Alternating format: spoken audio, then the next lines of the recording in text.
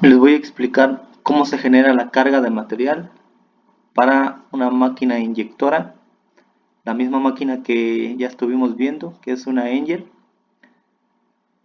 Ok, nos vamos a apoyar del diagrama de secuencia y para eso tenemos que saber que la carga se genera con dos movimientos paralelos que son el giro de lucillo y la contrapresión. En el diagrama de secuencia lo que tenemos que ver es esta parte de la plastificación. Si observan la línea punteada nos dice dónde inicia, dónde termina. Nos dice qué válvulas se están activando, en este caso la S3 que es la de giro de lucillo, S3A que no se ve en el diagrama que estamos viendo, S10 tampoco se ve, S4D que es la regeneración, S4 que es la inyección, que para este caso utilizamos una proporcional y no nos sirve de mucho ver esta parte.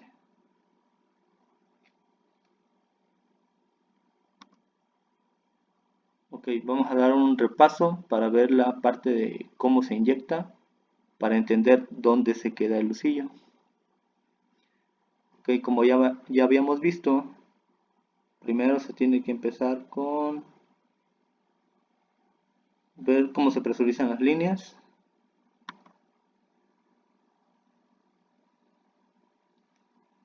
Cómo inicia la inyección. Vemos que se tiene que activar ese 4D. Con esto se inicia la regeneración. Ya vimos que con esto se gana velocidad, pero se pierde un poco de presión.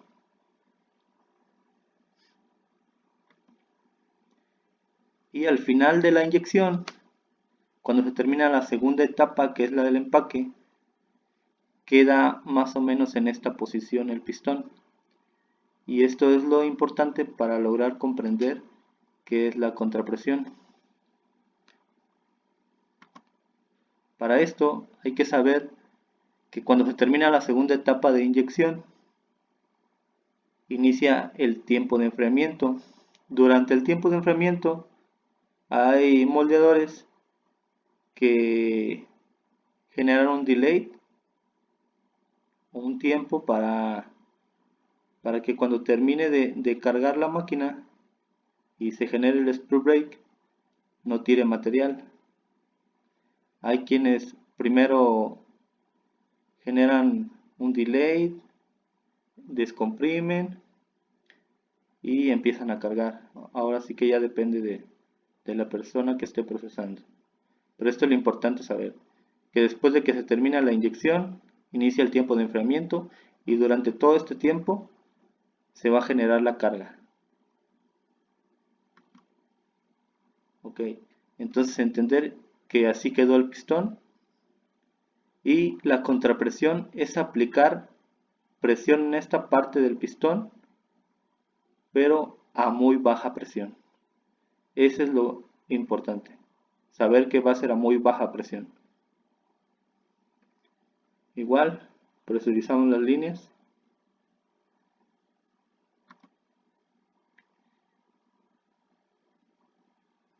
Metemos presión en esta cavidad, que sería, por ejemplo, 10 bares para generar la contrapresión, como se puede ver. Ya habíamos visto en el diagrama de secuencias que también se activa ese 4D, que sería la regeneración.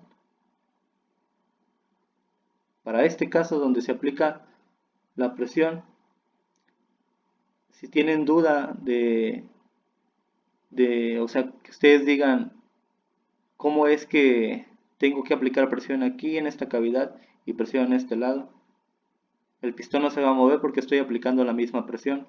Pero si lo vemos por el lado de mi padrino Pascal, sabemos que presión es igual a fuerza entre área. Si despejamos fuerza, es igual a presión por área. Por ejemplo, si tenemos los 10 bares, tenemos 10 bares aquí en esta parte del pistón y tenemos 10 bares aquí. Es proporcional al área. Si tenemos 10 bares pero esta área es mayor. Sabemos que tenemos más fuerza aquí que de este lado por ser área menor. Por ende, el pistón siempre va a estar empujando más hacia adelante que hacia atrás. Esa sería la contrapresión.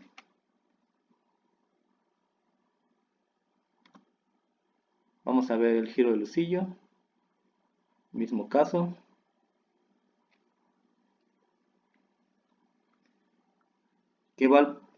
¿Qué estado de la válvula tendríamos que conmutar?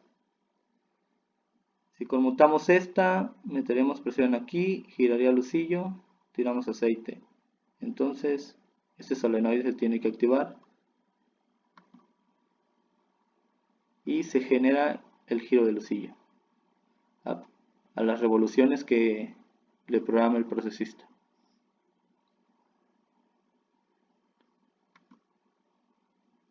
Con esto ya sabemos que la carga de material es igual a la contrapresión que se genera aquí en esta parte del pistón más el giro del lucillo. Esto es de lo más complicado que hay en la inyección, o sea, de comprender este concepto, porque muchas veces se confunde la contrapresión con la descompresión cuando son cosas totalmente diferentes. Sin embargo, es muy importante saber distinguir estos dos conceptos. Okay, imagínense que al pistón está acoplado aquí el lucillo. Va a empezar a girar con la contrapresión que tenemos. Se va a empezar a empacar el material en la punta del lucillo. Se empaca. La presión que se tiene de empaque en esta parte del lucillo es la que va a obligar a que el lucillo se vaya hacia atrás, a que, en este caso hidráulicamente, a que el pistón se vaya hacia atrás.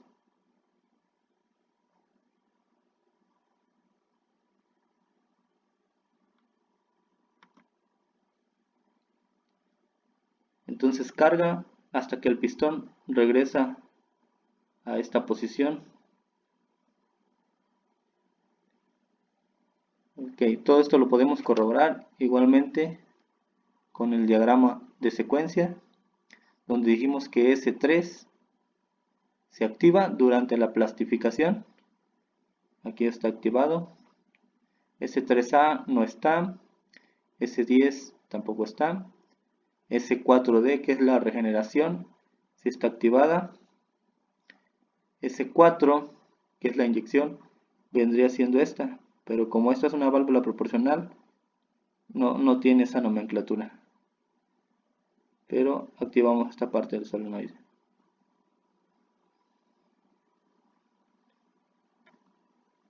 Y de esta manera se genera la carga del material.